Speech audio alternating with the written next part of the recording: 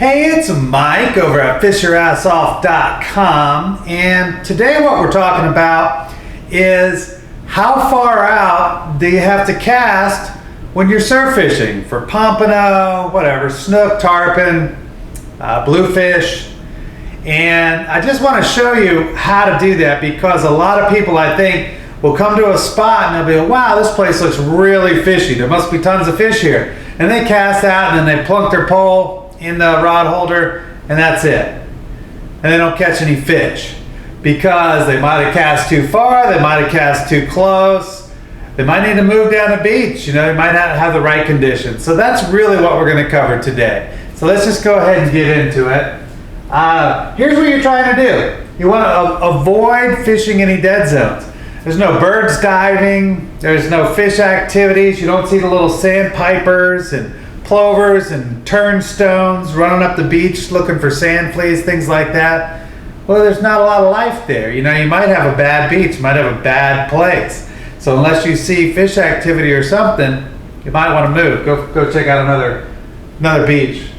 You're always looking for feeding fish. So fish might be there, they're just not feeding. And what's going to turn them on? Maybe a tide change, maybe the temperature, they're waiting for the water temperature to go up or go down. Maybe they need the current to be moving a little bit more. You know, there's a lot of different factors that you have to really think about when you want to catch fish surf fishing, just to know how far to actually cast out for these fish. So temperature is a big one, obviously. You want to have bait, you want to have some current, but I just want to show you this diagram that I did here. This is a normal beach. You know, some beaches you might have 3 or 4 sandbars, who knows, right? But let's just say it's a normal beach. Here you are standing on the beach, and there's a sandbar out there, and it is 60 yards out. Well, let's say you had 3 fishing rods too, all right? I put one 1/3 of the way, I put another one 2/3 of the way, and I put another one all the way on this side of that sandbar to see where the bites are coming from. So let's say, for instance, that the bites all are coming here. Well, I put one pole here and I put the other pole here. I start fishing shallow. So you want to just figure out where these fish are. That's all you're really trying to do. So when it comes to how far out you're going to be casting, you know, it depends on the species too. So this is for pompano. You know, pompano, the waves coming in from the ocean, it breaks on the sandbar and then digs up all the little clams and all those things that they might want to eat. Permit, whiting, croakers, you know, all basically eating the same type of things, depending on times of year, whatever they're around, right? But if you're fishing for snook, for instance, well, you're fishing the trough. You might only be fishing 6-10 feet out, you know, maybe even less. You know, what the perfect way to do that, when you know, how far do you cast for a snook? You usually want to kind of cast parallel to the beach, maybe 5 or 6 feet out, 10 feet, you know, something like that if you're going for snook. And that all depends upon a tide too.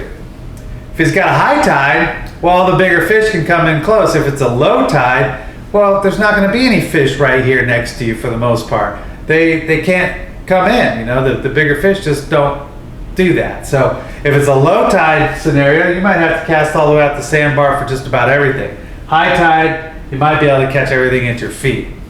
So I want to answer that question, is how far do you have to throw your bait, your lure, whatever, when you're surf fishing or when you're fishing for pompano or snook or tarpon, whatever you're trying to catch off the beach. It all depends. It all depends.